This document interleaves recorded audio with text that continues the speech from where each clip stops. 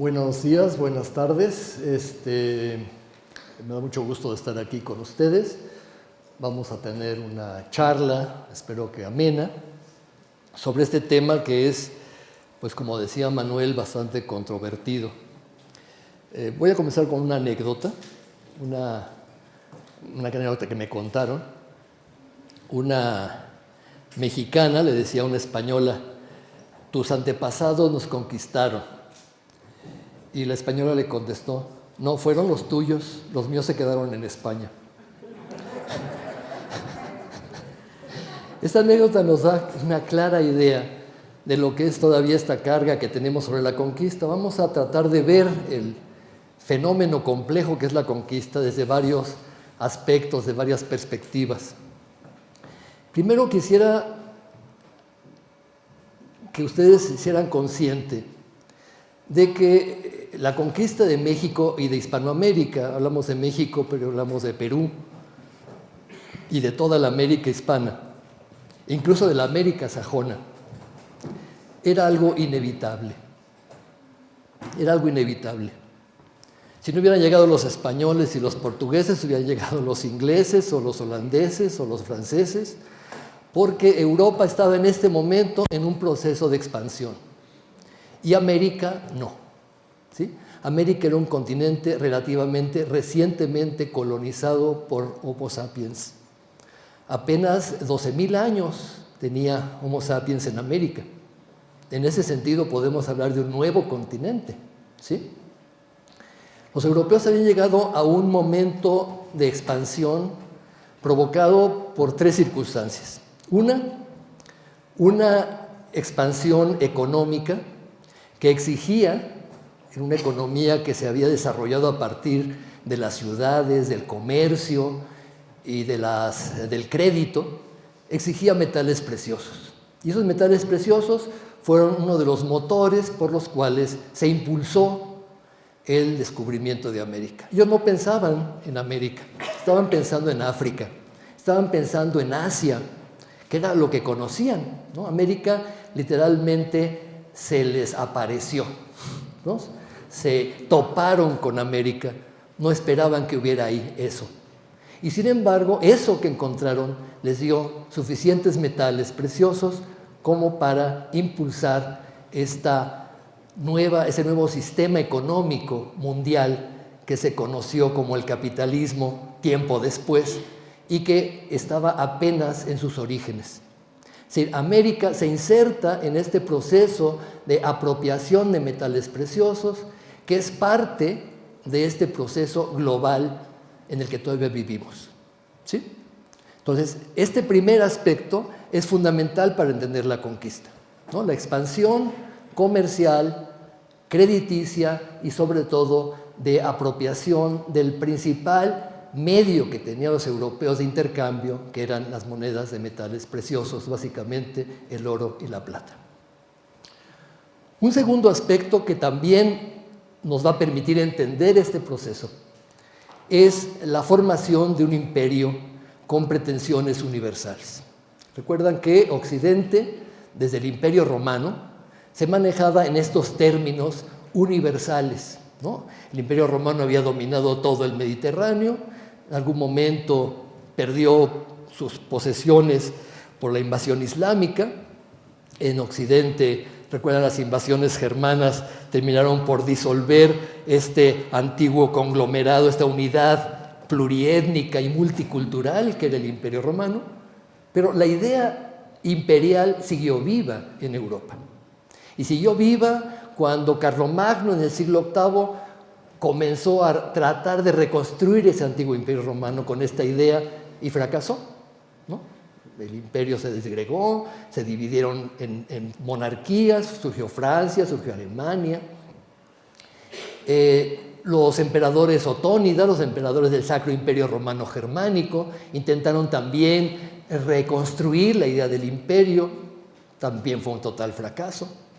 Y sin embargo, la idea imperial seguía ahí viva, ¿no? Y seguía ahí viva porque en esta historia del mundo vamos a asistir a procesos de universalización y procesos de regionalización, ¿no? Es decir, La universalización se da a partir de grandes unidades imperiales que crean unidades lingüísticas, de administración, unidades en las cuales el tránsito de mercancías es bastante seguro, ¿no? Porque finalmente los imperios hacen guerra, pero también producen paz, ¿sí?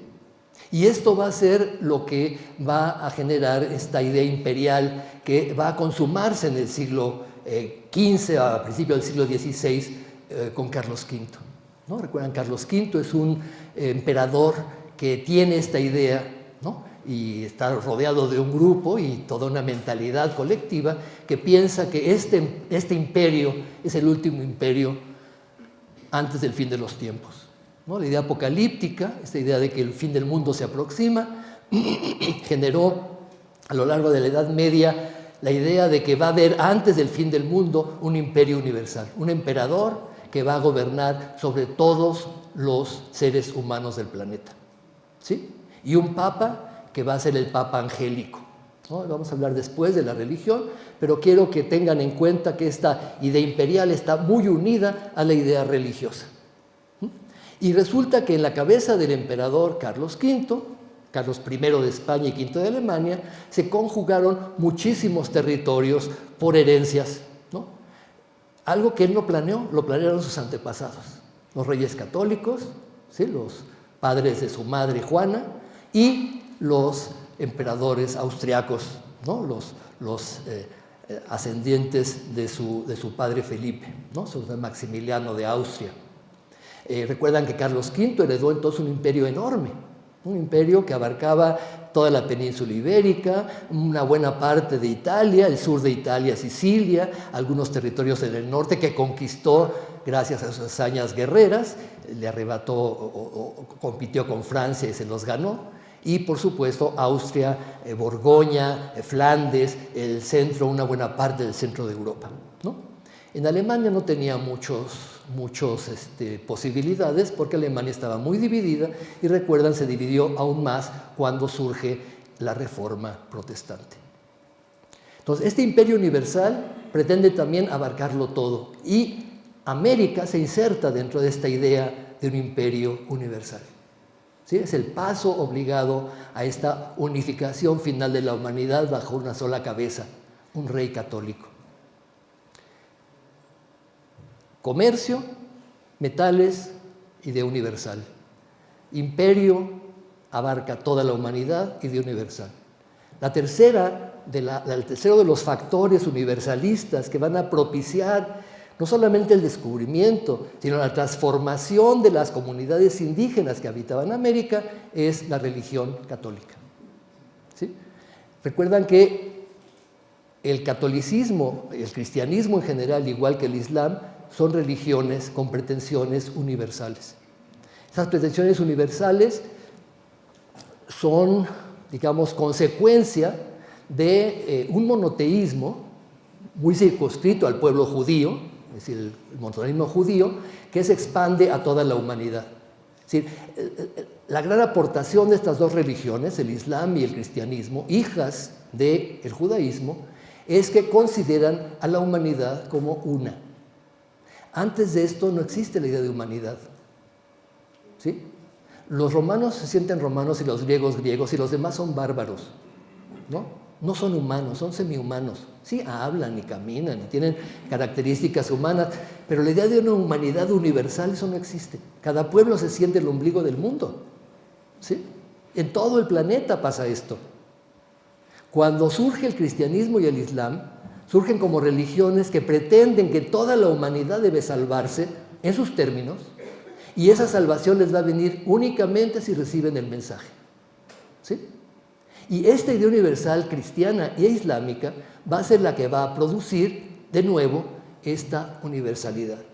Cuando la Iglesia católica está en un momento de crisis por la Reforma Protestante, se está dividiendo la Iglesia, hay varias iglesias que no obedecen ya al Papa, en ese momento aparece América, y América se ve como la solución a este dilema, ¿no? Los indios americanos van a llenar los espacios celestiales que han dejado los protestantes y todos los enemigos de la fe. ¿no? Esta idea universal cristiana, católica, es una idea también muy combativa, ¿no? Recuerdan en este concepto de que Dios es un Dios de los ejércitos y las fuerzas del mal están luchando contra las fuerzas del bien. Y esas fuerzas del mal están representadas por los herejes, protestantes, judíos, por los musulmanes y por los idólatras. Recuerdan las grandes campañas que desde Carlos V y después con Felipe II se hacen contra el turco, forman parte de esta cruzada, ¿no? Las grandes campañas que se hacen contra Inglaterra, Holanda, etcétera, son parte de esta campaña. Y por supuesto, cuando en América se descubre que los indios son idólatras, es decir, veneran a Satanás, la cruzada contra Satanás se prolonga en América. Y parte de la evangelización tiene que ver con esto, ¿sí? Entonces, esos tres factores universalizadores, el factor comercio, moneda, metales, el factor imperio y el factor religión universal, van a determinar por qué América cae dentro de esta esfera de influencia y por qué América entra a los inicios de este mundo global en el que estamos viviendo y por qué Occidente es la primera civilización que se va a imponer sobre el planeta. ¿Por qué no China? Porque China no tenía estos tres factores, ¿no? Porque China no pretendía ser una religión, imponer la religión universal, ni pretendía tener un comercio universal, ni pretendía ser un imperio universal. Los chinos se la pasaban viendo su ombligo, ¿sí? Entonces, fue este factor el que propició la conquista. Hablar de conquista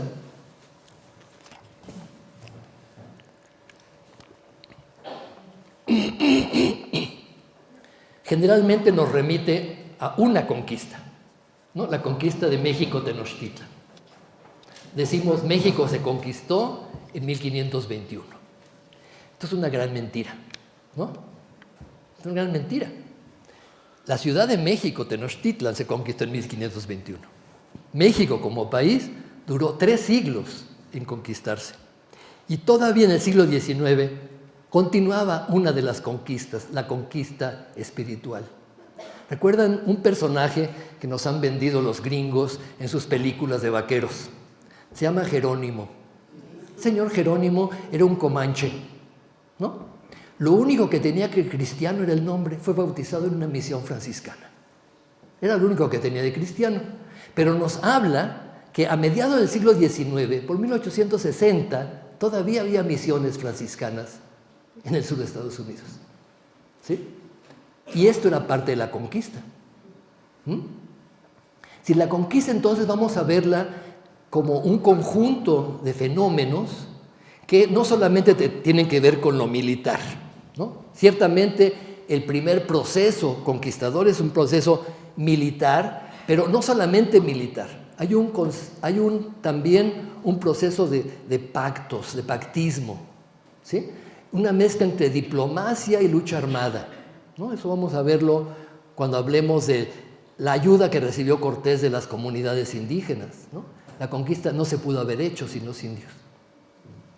Muy difícil que 10 españoles, un puñado de españoles, 100 españoles, 100, menos de 100, hubieran conquistado a millones de personas, si no hubieran tenido la colaboración de esos millones de personas, o de una parte de ellos, ¿sí? Igual pasó en Perú. El segundo aspecto, dentro de esta conquista militar debemos tener también en cuenta que hay pugnas entre los capitanes españoles, ¿no? Los españoles no son un bloque, ¿sí? Todos tienen intereses personales, no hay un concepto de España conquistando, ¿no? Son intereses personales, familiares, clientelares, que están buscando su propio beneficio, ¿no? Tenemos el caso de Diego Velázquez, que llega a Cuba independizándose de Diego Colón, que era el gobernador, el hijo de Cristóbal Colón, el gobernador de Santo Domingo, ¿sí? Y lo mismo que hizo él con Diego Colón, lo hizo Cortés con él, ¿no? Después Diego Garay, que era gobernador de Jamaica, ya se había independizado también de Diego Velázquez y andaba buscando tierras donde expandirse por el Pánuco. ¿no? Y después vamos a ver cómo Cristóbal de Olid, que es mandado a Sudamérica, a Centroamérica, a las famosas Ibueras por Cortés, hace lo mismo, ¿sí? Se independiza de su protector para volverse él el conquistador, ¿no? Entonces, este proceso es un proceso muy complejo que no podemos simplificar nada más con decir, llegaron los españoles y conquistaron, ¿no? Sí, hay un conglomerado de españoles con intereses propios. Un segundo aspecto es que la conquista hubiera sido insuficiente, hubiera sido muy difícil conservar a estos pueblos sometidos si no se hubiera dado un proceso casi simultáneo de colonización, ¿no? Colonización que primero significó el reparto de tierras y de indios en encomienda, y después en la fundación de ciudades, ciudades que muchas veces estaban en centros donde no había una población indígena previa, ¿sí? Piensen en Puebla, por ejemplo, o en Oaxaca, o en Valladolid, o en Guadalajara, ¿sí?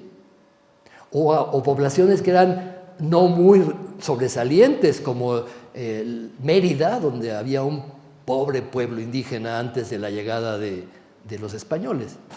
Entonces, estas ciudades nuevas van a ser parte fundamental del proceso de conquista, ¿sí? Porque la conquista, insisto, no solamente fue una conquista armada. Estas conquistas también tuvieron que ver con la introducción de nuevas tecnologías, traída de animales de carga y tiro, con introducción del hierro, de la rueda, en fin, toda una conquista también de tipo tecnológico. Y un tercer aspecto que tampoco podemos olvidar es también lo que se ha denominado la conquista espiritual, es decir, la cristianización por los frailes. No podemos entender la cantidad de pueblos indígenas que hay ahora en nuestro país, pueblos poblados, sin entender la labor que los frailes realizaron como congregadores de estos pueblos. Los creadores de esas comunidades son los frailes, ¿sí? Ciertamente había pueblos prehispánicos. Esos pueblos prehispánicos fueron la base sobre las cuales los frailes construyeron los nuevos pueblos coloniales, pero muchas veces los construyeron incluso lejos de los antiguos centros ceremoniales, ¿sí? Existe la errónea idea de que los frailes construyeron siempre sus iglesias sobre las pirámides, y esto fue más bien excepcional, ¿sí? Pueblos, por ejemplo, como Tlaxcala, la actual Tlaxcala, se fundó en el medio de los 4 señoríos tlaxcaltecas que estaban en las montañas. Recuerdan, la palabra altépetl significa agua, cerro, y era la palabra para definir un pueblo. Y el pueblo era un centro ceremonial, un lugar de tributo, es decir, un palacio, y un mercado. Esos 3 elementos, ¿no? El teocalli, el tecpan y las 3 T's, ¿no? Y el tianguis serán la base sobre la cual se asentaron los frailes, pero en otro lugar, que no era el cerro, sino en el valle, ¿no? Así tenemos a Huejotzingo, tenemos un montón de poblados que surgieron precisamente en nuevos espacios, llamándose igual que los antiguos pueblos, ¿no? Otros como Cholula, como la Ciudad de México, como muchas de las ciudades de los alrededores del lago, como Texcoco, como Tacuba, ellos sí se asentaron sobre poblados prehispánicos, o como Pátzcuaro, ¿sí? Esos sí fueron pueblos indígenas prehispánicos que siguieron funcionando, ¿no? Entonces, el problema que tenemos ante este complejo proceso que significó la conquista es, primero, generalizar, ¿no? Hacemos generalizaciones que, si nos ponemos a rascarle un poquito, pues no se sostienen mucho, ¿no? Y segundo, no podemos hablar igual de una región y decir que esa región es igual a otra, ¿no? No es igual la conquista que se dio en Mesoamérica.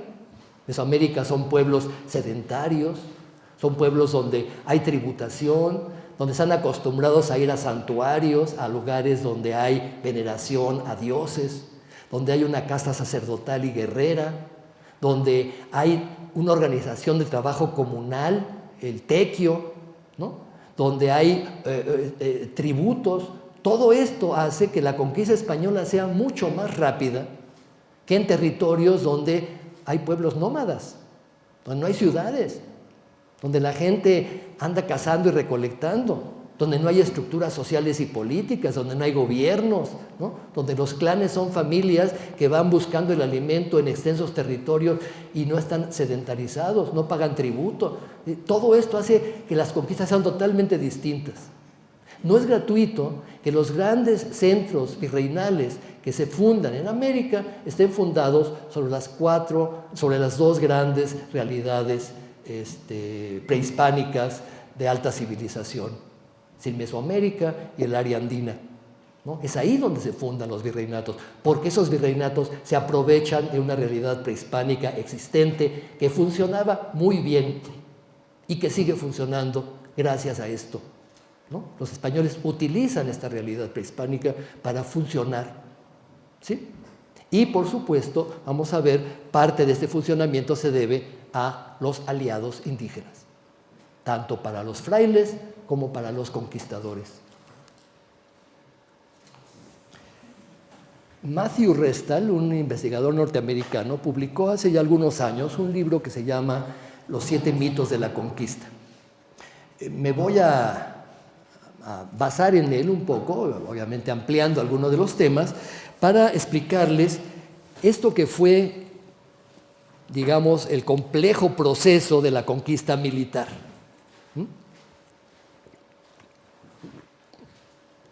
Después vamos a hablar un poco de la colonización y de la evangelización, pero como básicamente nuestra idea de conquista es la conquista militar, ¿no? Vamos a hablar de estos 7 mitos. Primero, el primer mito es que son hombres excepcionales, ¿no? Que son hombres únicos, ¿no? Claro, ¿por qué pensamos que son hombres únicos? Bueno, porque nuestra principal fuente de información, de los principales documentos que tenemos sobre sus hazañas, fueron escritas por ellos mismos. ¿Sí? Si leemos las cartas de Cortés, autoguayabazos, ¿no? Yo fui, yo hice, ¿no? Soy buenísimo, ¿no? Estamos entonces ante relaciones de méritos que nos hablan de las hazañas que realizaron, porque están pidiendo al rey privilegios, exenciones, títulos, ¿no?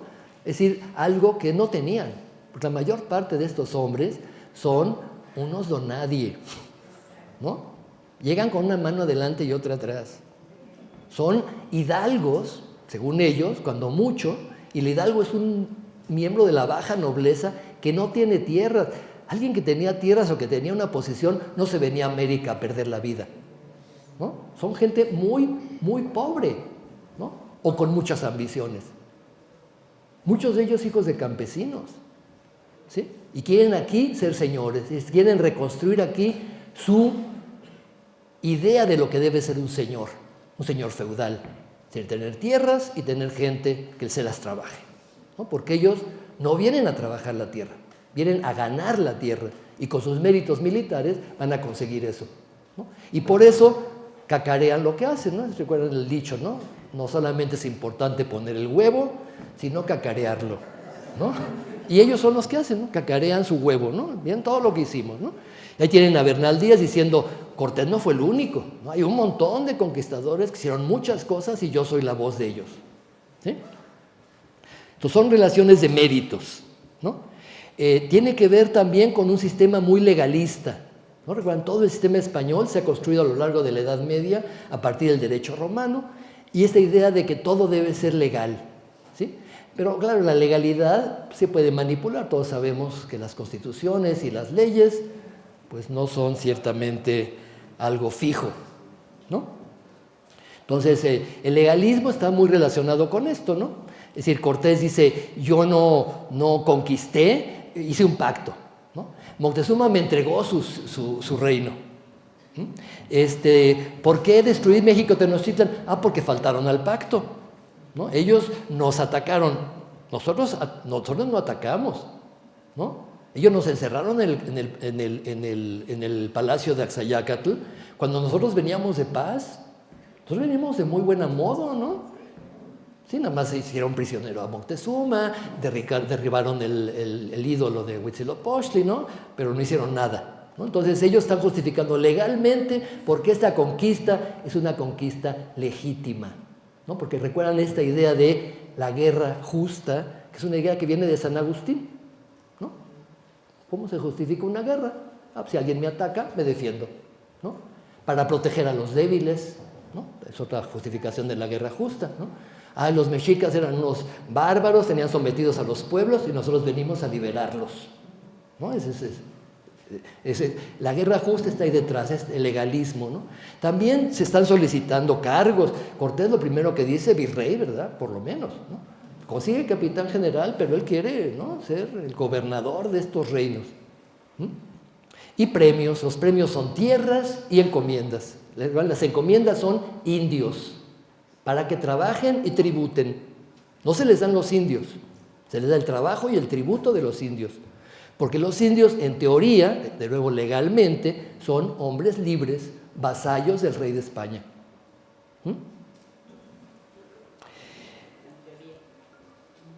¿Perdón? En teoría. Por eso dije en teoría. Un segundo mito es que los ejércitos que llegan son los ejércitos del rey, ¿no? Como si el rey hubiera armado. Piensen ustedes que está haciendo Carlos V en este momento en Europa, ¿no? Está armando ejércitos plurinacionales, pluriétnicos, multilingüísticos, ¿no? Cuando el saqueo de Roma en 1537 es saqueado por los ejércitos de Carlos V, ahí hay protestantes, hay alemanes, hay suecos, hay suizos, hay ingleses, hay franceses, hay catalanes, hay italianos. Todo el mundo está metido ahí, ¿no? Y dejan grafitis en el Vaticano, y aquí estuvo Hans, ¿no? Son gente que está formando un ejército regular. Pero los que llegan a América no son un ejército, ¿no? Son aventureros. Son gente que tiene sus propios intereses, ¿no?, personales, familiares. Muchas veces vienen con sus primos, ¿no? Igual que, pues, como pasa siempre, ¿a quién voy a llamar? Pues a mi familia, ¿no? Cortés viene con sus primos.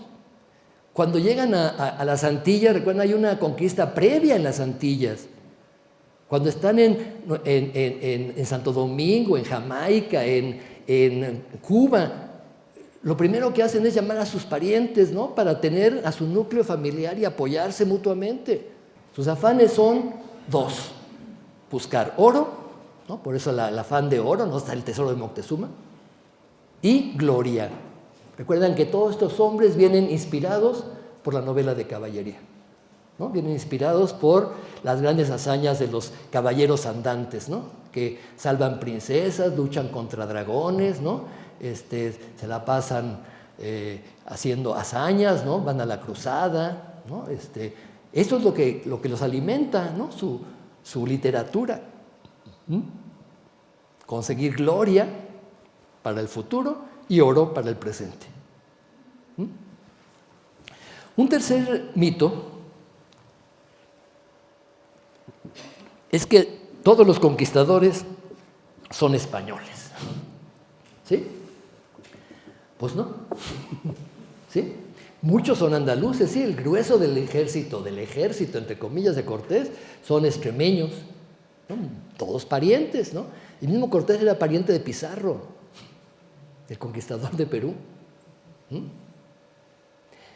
El conquistador de Yucatán, Montejo, era también de esos aliados cercanos. Todos proceden de estas villas de Medellín, de Trujillo, estas villas de Extremadura, ¿no?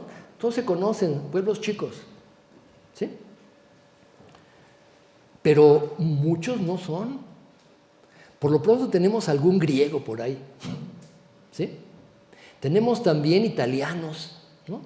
Igual que estos que llegaron con Colón y Américo Vespucci, todos estos también. Hay muchos italianos que pertenecen al imperio, ¿no?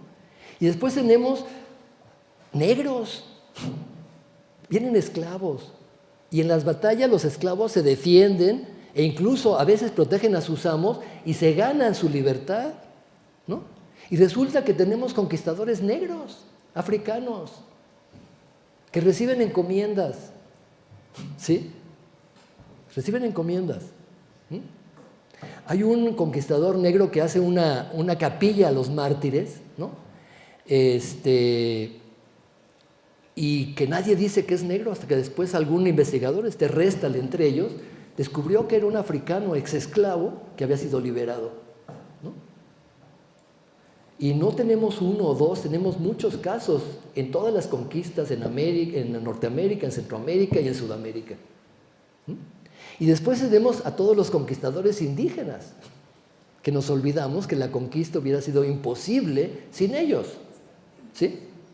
Los aliados tempoaltecas, que estaban ya hartos de los mexicas, los aliados tlaxcaltecas, que estaban ahí marginados y que los mexicas no los dejaban ni pasar sal, ¿sí? Todos los pueblos, los mexicas habían logrado pactos con muchos pueblos, por eso podían gobernar, pero no todos los pueblos que estaban sometidos al mexica estaban con ellos de muy buena gana, ¿sí?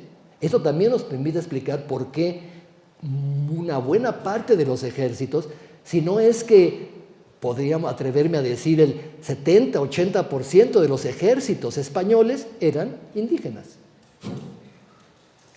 ¿sí? Y no solamente en la conquista de México Tenochtitlan, en la conquista de los señoríos de Tehuantepec, en las conquistas de Sudamérica, en Guatemala.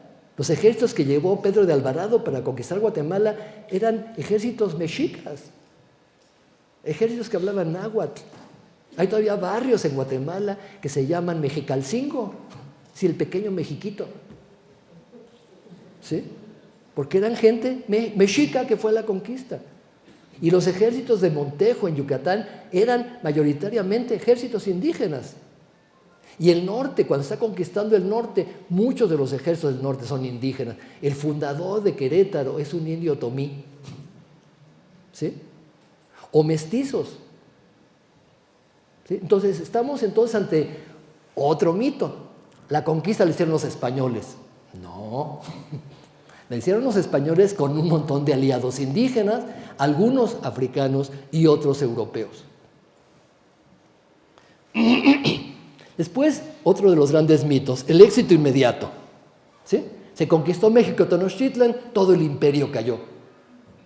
Es decir, 1521 es el inicio de un larguísimo proceso, larguísimo, que duró 3 siglos y más. ¿Qué significa esto?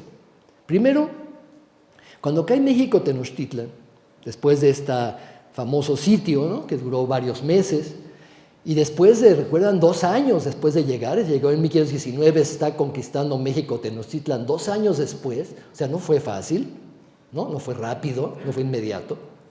Después de esto viene la búsqueda de metales, ¿no? Manda a sus capitanes a buscar zonas donde conseguir metales y aliados, ¿no? Recuerdan, Cristóbal de Olid es enviado a Michoacán y los señoríos purépechas dicen: lo que le pasó a México Tenochtitlan es terrible, la ciudad más grande de Mesoamérica ha caído.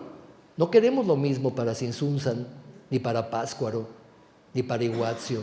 Bueno, esa triple alianza purépecha se rindió de buena manera, ¿no? Y se convirtieron en aliados de Cortés. Incluso Francisco Tanganchuan, el Calzónzin de Tzintzuntzan, se bautizó como Francisco, ¿no? Porque los franciscanos lo bautizaron.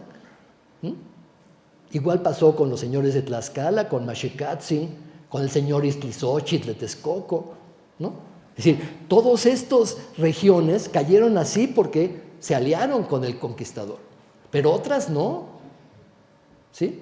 Hubo regiones, por ejemplo, en la zona Yopitzinga, en Guerrero, que tardaron todavía varias décadas en ser sometidas. Los mijes de la Sierra Alta de Oaxaca, todavía en el siglo XVII estaban dando lata, ¿no?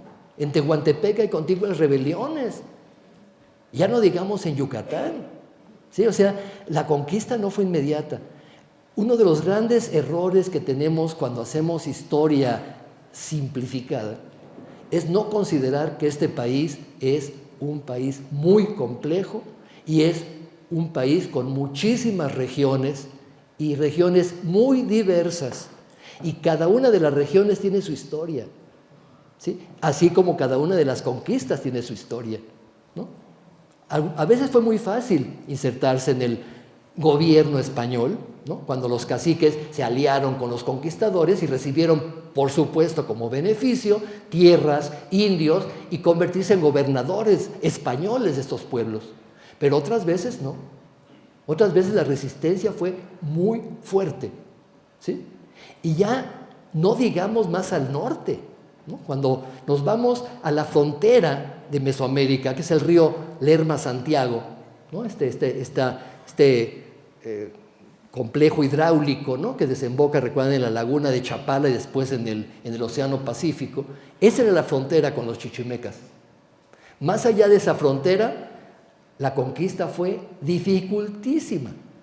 Se dio porque se descubrieron las minas de Zacatecas y era necesario llegar a Zacatecas y traer el mineral de allá, en medio de pueblos chichimecas que asaltaban las caravanas, robaban, mataban, descabellaban a la gente y literalmente fue una guerra a sangre y fuego que duró 50 años. Esa conquista no se menciona cuando hablamos de la conquista de México. Y esa conquista terminó siendo una conquista hecha comprando la paz por un capitán mestizo, hijo de un aguachichil y de un español que se llamaba Miguel Caldera. Esa conquista nadie la menciona y es fundamental para entender la formación de este centro del país que es el Bajío.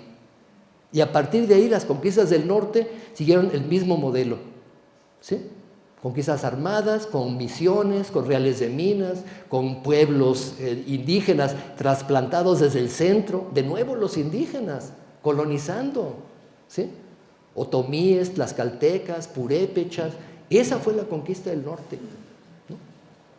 En San Luis Potosí hay comunidades que se llaman Tlaxcalilla, ¿sí? Los otomíes estaban presentes en el descubrimiento de minas en las zonas tan lejanas como Cerralbo o Cadereyta, ¿no? Mestizos, mulatos, indígenas. Estamos en un proceso en el cual la conquista no fue inmediata, les digo, duró 3 siglos.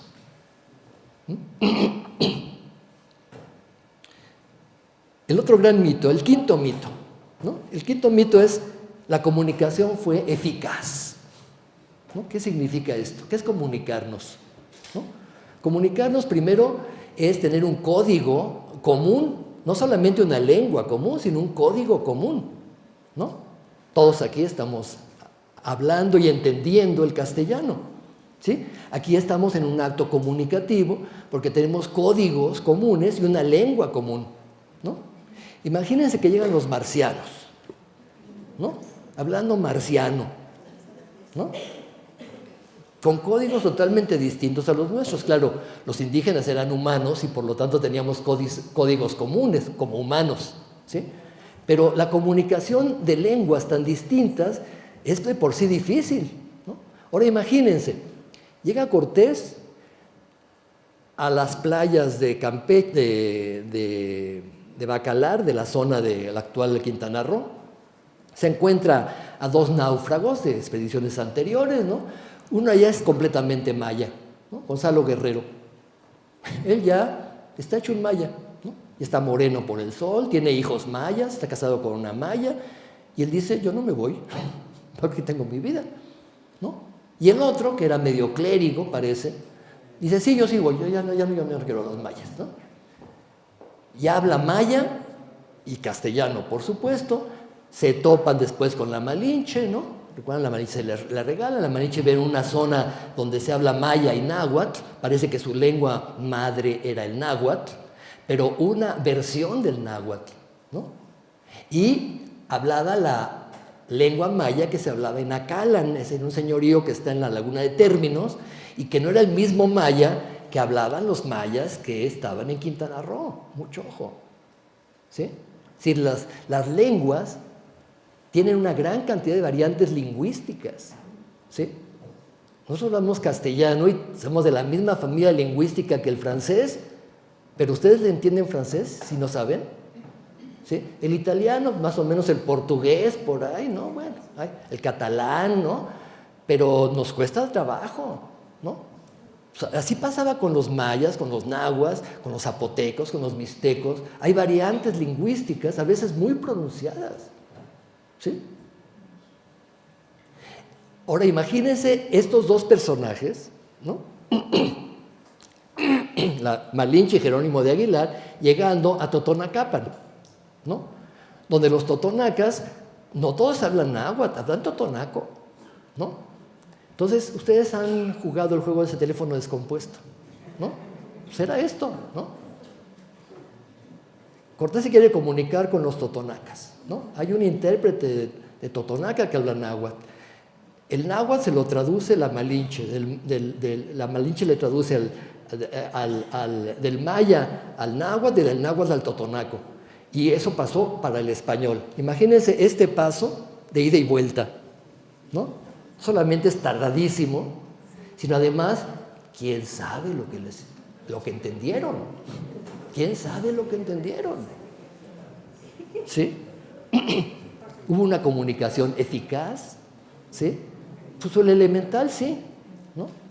El náhuatl, igual que el castellano, son lenguas muy complejas, sumamente complejas, ¿no?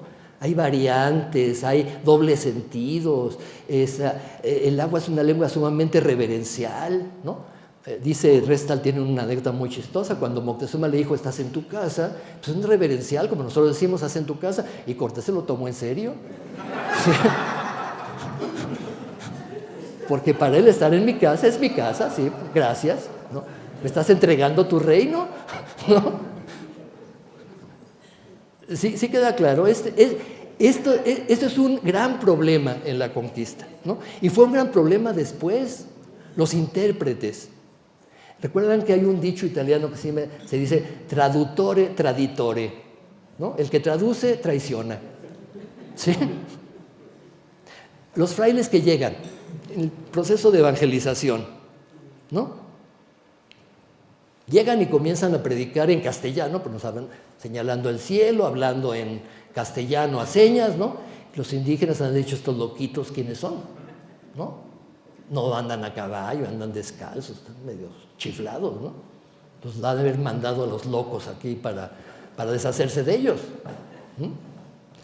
Y resulta que cuando esos frailes se dan cuenta de que nadie entendía nada, comienzan a traerse a los niños, ¿no? Y comienzan a enseñarles castellano y comienzan a medio aprender las lenguas indígenas, pero muy pocos, quizás Sagún, Durán, que vivió de niño en la calle, ¿no? Llegó jovencito a Nueva España y aprendió náhuatl con sus amiguitos jugando en la calle, ¿no? Salvo Molina, Durán o Sagún, la mayor parte de los frailes no llegaron a dominar lenguas indígenas. Les costaba mucho trabajo. La TL, para los españoles les sigue costando trabajo la TL, ¿no? Dicen alante, ¿no? Atlante. Imagínense, el náhuatl está lleno de TL, ¿no? O, ¿cómo se llama esto? Cuauhnáhuac. Cuernavaca. ¿Qué hay de Cuauhnáhuac a Cuernavaca?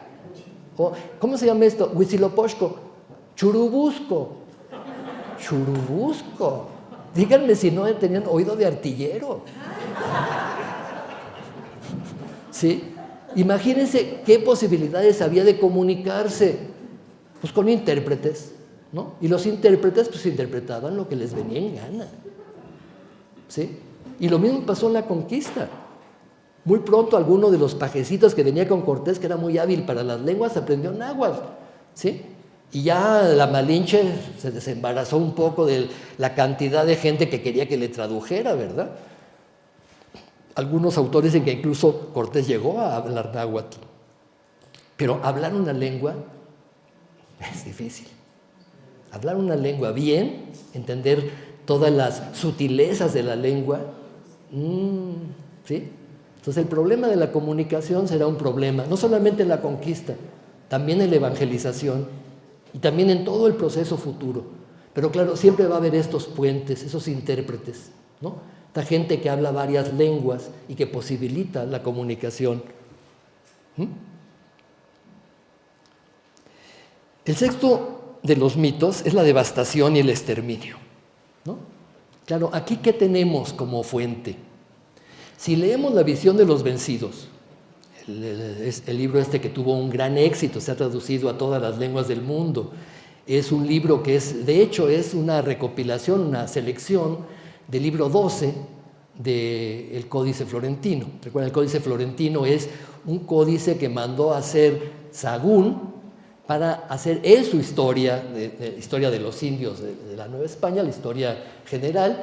Y en este libro, en este códice, el último libro, el libro 12, es una relación de la conquista narrada en términos indígenas, ¿sí? El libro se está recopilando a mediados del siglo XVI posiblemente, pero se termina como por 1570-80, ¿sí?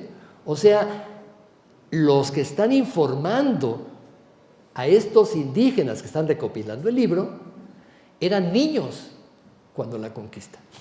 Eran niños, ¿sí? De los viejos ya ninguno vivía, de los que sobrevivieron, ¿sí? Entonces, claro, la visión de los vencidos es una visión terrible, es una visión tremenda. No es errónea, al contrario, es una visión muy objetiva, ¿sí? Pero es eso, una visión, ¿sí?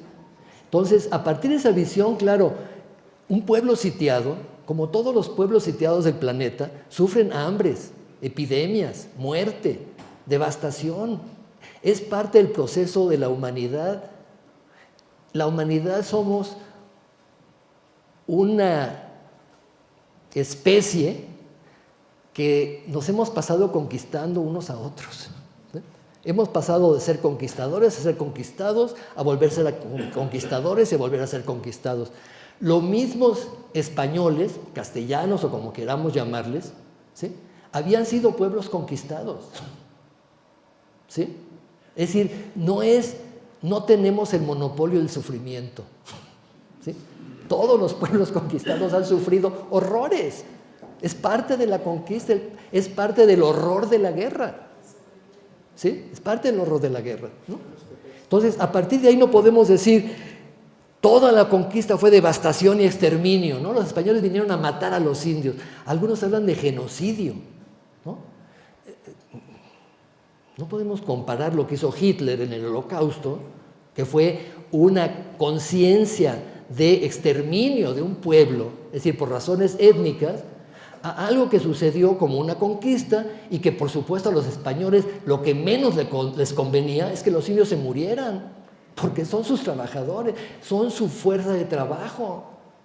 ¿Cómo van a exterminar a su fuerza de trabajo? Es absurdo, ¿sí? No sé si queda claro esto, ¿no? Devastación, exterminio. Sí, la conquista, toda conquista es exterminio y devastación. Pero a los españoles lo que les interesa es que estos indios trabajen para ellos. Y a los frailes lo que les interesa es que esos indios se conviertan y se salven. ¿Sí? ¿Sí queda claro esto entonces? ¿No? El proceso conquistador es un proceso, como todo proceso conquistador, terrible, devastador. Pero la mayor devastación no vino de los humanos, vino de los microorganismos. ¿Recuerdan? La conquista fue una conquista de los microbios, ¿sí? Los americanos habían estado aislados durante milenios del viejo continente. Se habían quedado aislados, ¿no? Cuando el estrecho de Bering deja de ser un puente de hielo, ya no pasaron más gentes, ya no pasaron, ¿no? Y estas comunidades de humanos que vivieron en América desarrollaron anticuerpos para las enfermedades de América. No es que no hubiera aquí enfermedades. El gran mito de que el México prehispánico estaba libre de enfermedades. Sí, ¿cómo no? ¿Cómo no? ¿Sí? Todas las enfermedades, las malarias, todas las enfermedades terribles de los trópicos. Los españoles caían como moscas en los trópicos, ¿no? Entre las serpientes, las niguas, las arañas, las tarántulas, y todos los insectos que los picaban y que les transmitían enfermedades terribles, la fiebre amarilla, todas enfermedades transmitidas por los mosquitos. Esas enfermedades existían en América y no existían en Europa, ¿sí? Pero Europa llevaba milenios también de crear anticuerpos para los virus que se estaban produciendo en Europa. Recuerdan que además, a diferencia de América, en Europa se desarrolló una extensa actividad ganadera desde el Neolítico. Y una parte importante de las enfermedades que se tenían en el viejo continente provenían de los animales. La fiebre aviar, todas las transmisiones de gallinas, borregos, cabras, vacas, las vacas locas, todo esto eran enfermedades que existían en Europa, sobre todo por su fuerte contacto con animales domésticos, que no había en América, ¿no? Bueno, en América tenían perros y guajolotes, ¿no? ¿Sí queda claro? Entonces, claro, los europeos traen genéticamente un ADN ya preparado. Acaban de pasar una terrible epidemia en el siglo XIV, la peste negra. Los que se murieron, ¿sí? Los que sobrevivieron heredaron su gene sobreviviente a sus descendientes, ¿no? Llegan a América y los indígenas no tienen anticuerpos para esas enfermedades, ¿no? En Europa la viruela, sí, te quedabas cacarizo, pero a veces sobrevivías a la viruela. Aquí era mortal, ¿sí? La viruela, el sarampión, todas esas enfermedades que en Europa más o menos estaban erradicadas. Muchísima gente se moría también en Europa. No piensen que Europa también ya estaba libre de enfermedades, ¿no? La mortandad infantil es brutal, ¿sí? Hasta el siglo XX podemos decir que la humanidad está recuperándose, ¿no? Para nuestra desgracia, porque ya somos demasiados. Pero en aquella época las epidemias eran la forma regular de equilibrar el sistema, ¿no? Faltan alimentos, se muere la mitad, ¿sí? ¿Sí queda claro? Entonces tampoco es algo excepcional. Toda conquista trae consigo estas consecuencias, y en América especialmente porque los indígenas no tenían los anticuerpos para protegerse de estas infecciones que llegaron de Europa, ¿sí? El séptimo mito, la superioridad española, ¿no? La superioridad española tiene que ver con ¿qué? Armas, ¿no? Sí, traían armas de fuego, ¿sí? 4. Agarren ustedes un fusil, y los fusiles como eran antes, tienen que cargar, meter la pólvora, prender la mecha, ¿no? Mientras estaban haciendo esto ya me mataron, ¿no? No son las ametralladoras de ahora, ¿verdad? Que puedo matar a 50 de un tirón. No. Matar a uno costaba trabajo si le atinabas, ¿no? Entonces eso de que las armas de fuego fueron... Sí, a lo mejor mataron a 4, pero había miles, ¿sí? Las bombardas. ¿Recuerdan estos cañoncitos que traía también Cortés, no? Claro, a los indígenas los impactó. En la visión de los vencidos se dice, ¿no? Son como bolas de fuego que salen del cañón y revientan el árbol, ¿no? Y como que revientan el cerro, ¿no? Y truenan y queda oliendo a polvo, ¿no? A ceniza, ¿no?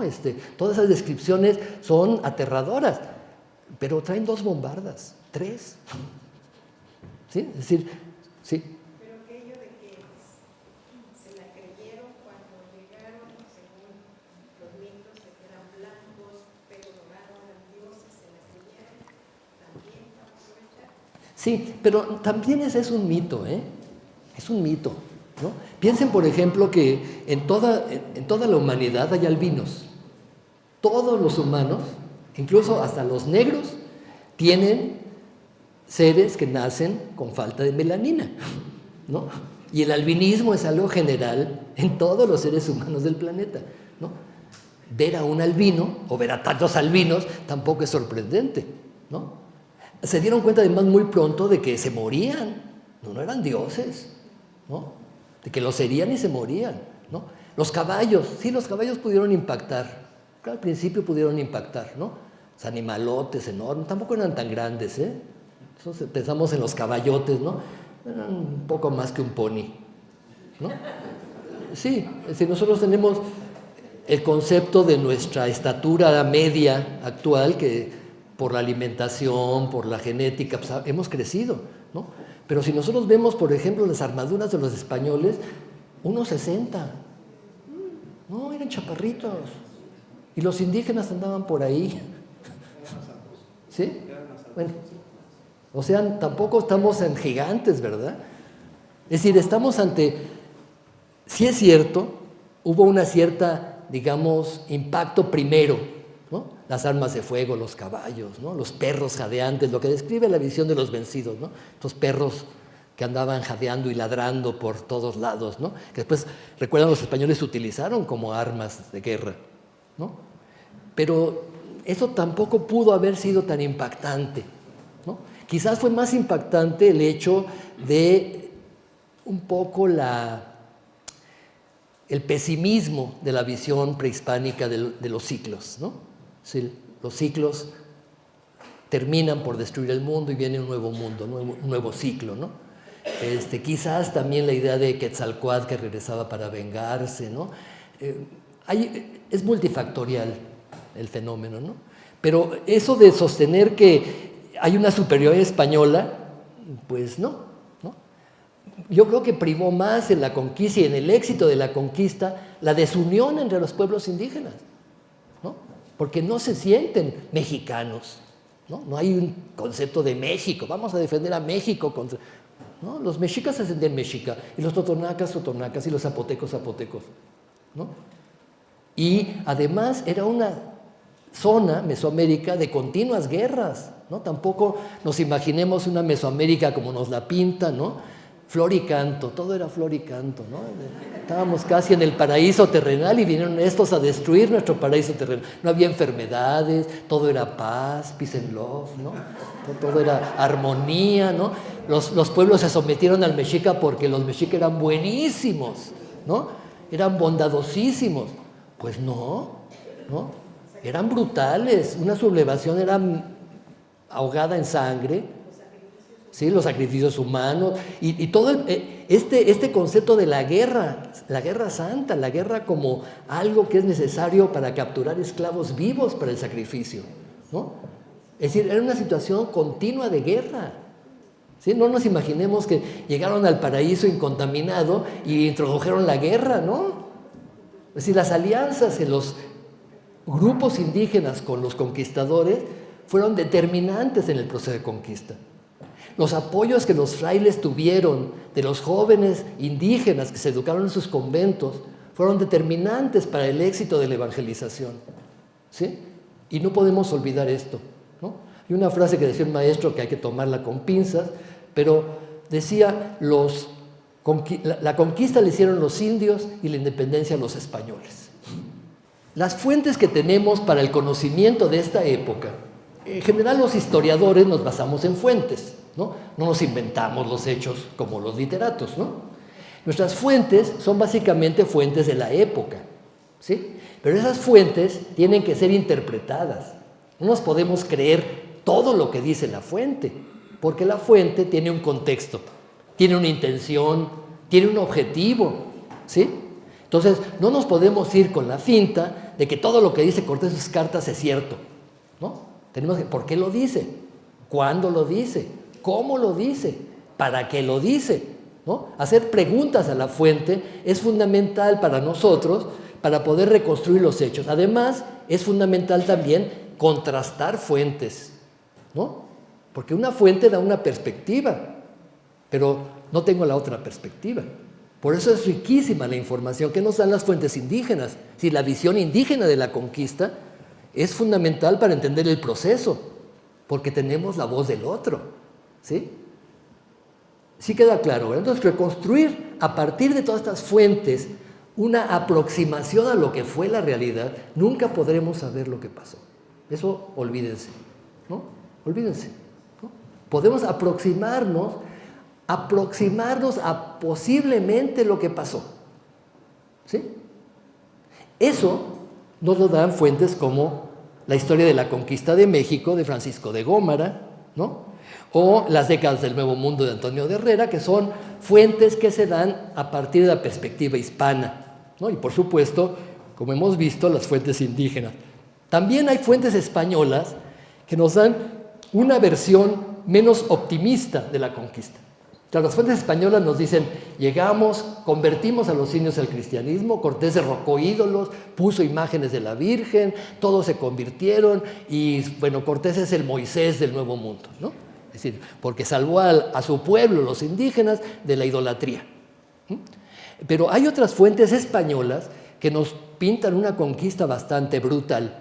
Y la más conocida y la más común y la que se utiliza más para esta famosa leyenda negra de España de que la conquista fue devastadora, brutal, etc., es precisamente la obra de Fray Bartolomé de las Casas, ¿no? Ese fraile dominico que fue encomendero en las Antillas, tuvo encomiendas, fue sacerdote en las Antillas, después entró a la orden y se transformó totalmente en un defensor de los derechos indígenas, ¿no? Viajó muchísimas veces a España y elaboró varios textos sobre las barbaridades que estaban haciendo los españoles en América, ¿no? Entre ellos, el más extendido, se tradujo a varios idiomas, fue la brevísima relación de la destrucción de las Indias, ¿no? Donde describe cosas aterradoras que en efecto sucedieron. No podemos vender una historia rosa de la conquista como la que nos da Cortés o la que nos da Gómara, ¿no? Fue brutal, ¿no? Los conquistadores, algunos eran verdaderos psicópatas, ¿sí? Verdaderos psicópatas. Disfrutaban de ver sufrir a la gente, ¿no? Las descripciones que hacen las Casas de Pedrarias Dávila o de otros conquistadores son aterradoras, ¿no? Dignas del mayor horror de la humanidad. Claro, eso también es cierto, es la otra visión, ¿no? Y no es la visión de los vencidos, es la visión de un miembro de los vencedores, un fraile dominico, ¿sí? Tenemos también esta versión de los códices, ¿no? De los códices y de los testimonios indígenas, como el Códice Florentino o las narraciones que los indígenas hicieron de la conquista. Tenemos, por ejemplo, este códice, uno de los más antiguos, 1533, se conoce como el Códice del Aperreamiento, apenas es una hoja, ¿no? Es una descripción de un tipo de castigo que hacían los españoles sobre los indios que se fugaban o que querían someter. Es lanzarles a sus perros bravos, ¿sí? Se conoce así como el Códice del Aperreamiento, porque también esto lo describe las Casas en la brevísima relación, ¿no? Era una forma muy brutal de someter y de espantar, ¿no? Imagínense un perro bravo que se te echa encima, ¿no? Y aparecen dos personajes arriba que son Cortés y la Malinche, ¿no? Estos dos personajes van a ser fundamentales en el imaginario sobre la conquista, ¿sí? El imaginario sobre la conquista. ¿Qué significa el imaginario sobre la conquista? Cómo se construyó, reconstruyó y volvió a reconstruir la conquista a lo largo del siglo XVI, XVII y XVIII, ¿sí? Porque la conquista, como un hecho fundacional, no fue una invención del XIX, fue una invención desde el XVI, ¿sí?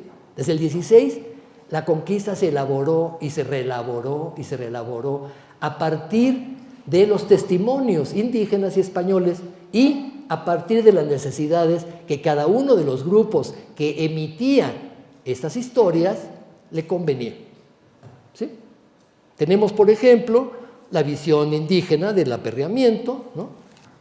Vean aquí el Códice Huejotzingo, donde es otro tipo de postura, ¿no?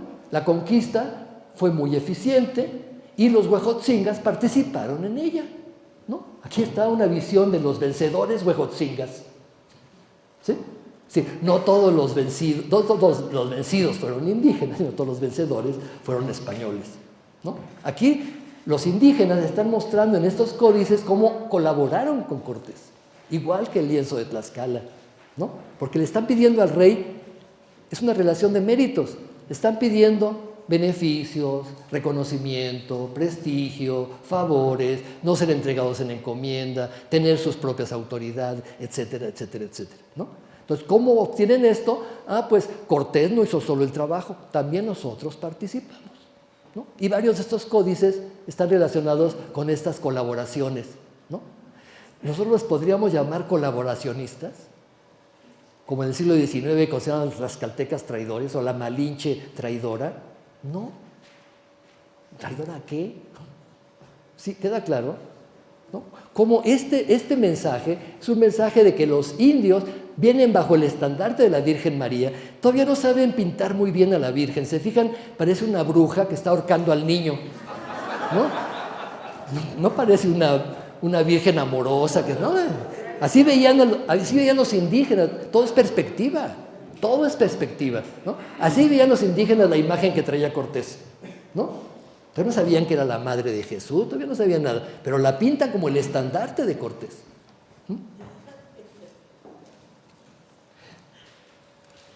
El florentino está muy ilustrado y tiene también varias descripciones de este tipo. Ahí tienen una imagen del florentino con la llegada a las playas de Chalchicueyecan, una imagen del Códice Durán, ¿no? Vamos a ver varias imágenes, ¿no? Tienen el camino. El lienzo de Tlaxcala es muy interesante porque se fijan ahí, por ejemplo, aparecen los cañones, las bombardas, ¿no? Aparecen cargando las ruedas de los cañones, no se podían llevar por el caminos empedrados, ¿no? Pedregosos. Aparecen las primeras menciones a abuso. Vean aquí abajo un español agarrando a un indígena del cabello, ¿no? Ese es un referente continuo de los códices sobre los abusos de los españoles, de los encomenderos. Tienen ahí otro que está cargado por un tameme, ¿no? En la parte de arriba, es interesante, ¿no? El lienzo de Tlaxcala es uno de los más interesantes documentos indígenas porque en el lienzo de Tlaxcala se nos muestra siempre a los tlaxcaltecas encabezando la conquista, ¿no? Bueno, entonces vamos un poco a concluir para dar pie a preguntas, ¿no? Creo que después de esta visión panorámica que hemos visto, podemos tener claro que primero la conquista como hecho militar fue un hecho que se dio con una gran cantidad de variantes, no terminó con la conquista de México-Tenochtitlan. Todavía 30 años después de la conquista de México-Tenochtitlan se está apenas iniciando la conquista de Yucatán, apenas iniciando, ¿no? En los 30, los 40, Nuño de Guzmán está yéndose a la Nueva Galicia y está comenzando la conquista de los chichimecas. Hay una gran rebelión en 1542 chichimeca, la guerra del Mixtón, que termina por destruir incluso Guadalajara. Guadalajara tiene que cambiarse de lugar hacia más abajo, hacia donde estaba Chapala. Guadalajara estaba mucho más al norte, ¿no? Esta conquista siguió todavía más al norte, creándose Nueva Vizcaya, Nuevo León, Nuevo México. Estos conquistadores que están realizando las conquistas del norte son empresarios, igual que Cortés, ¿no? Si lo vemos como conquistadores, perdemos esta otra dimensión, que es la dimensión del hombre que viene a hacer fortuna y que no la encuentra rascando o robándose el oro de Moctezuma, ¿no? La encuentra descubriendo minas de plata, la encuentra llevando gambusinos, llevando misioneros, llevando ganado, llevando pues todo lo que implica una colonización, ¿no? Es lo que hizo Francisco de Ibarra en la Nueva Vizcaya, o Luis de Carvajal en Nuevo León, o Juan de Oñate en el Nuevo México, ¿no? Son conquistadores, pero al mismo tiempo son empresarios. Están invirtiendo en una empresa, ¿no? Y la empresa les va a redituar muchos beneficios. Y el rey, para obtener dinero de esa empresa, los nombra gobernadores de estos territorios, estos nuevos reinos que se están creando en el norte, que ya no son Nueva España, se llaman Nueva Galicia, Nueva Vizcaya, Nuevo León, Nuevo México.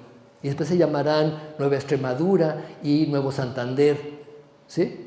Estos territorios del norte están teniendo otro tipo de conquista y otro tipo de colonización muy distinta a la del centro, ¿sí? La conquista y la colonización de este tipo no pudieron realizarse si no iba paralelo a ellas el proceso de conversión o de imposición de la fe católica, ¿sí? Y esta es la otra conquista que tampoco podemos olvidar, ¿no? Recuerdan, hay un dicho me gusta mucho porque dice: Inglaterra dejó en la India ferrocarriles, España dejó en América iglesias. ¿Sí? Eso es lo que la conquista. La conquista es una conquista, obviamente, militar, económica, la explotación de los metales. Los metales no se sacaban solos, se explotaron a indígenas, a mestizos, a mulatos, a africanos. Esos metales fueron a enriquecer a Europa y gracias a esto se dio el despegue.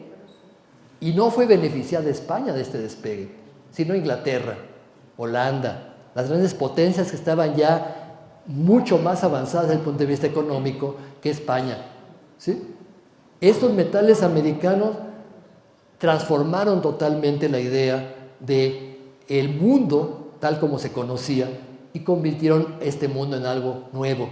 La conquista trajo consigo esto, trajo consigo un proceso cada vez más acelerado de globalización, ¿no? Recuerdan, una parte importante de la conquista tuvo también que ver con la ampliación de las redes comerciales, ¿sí?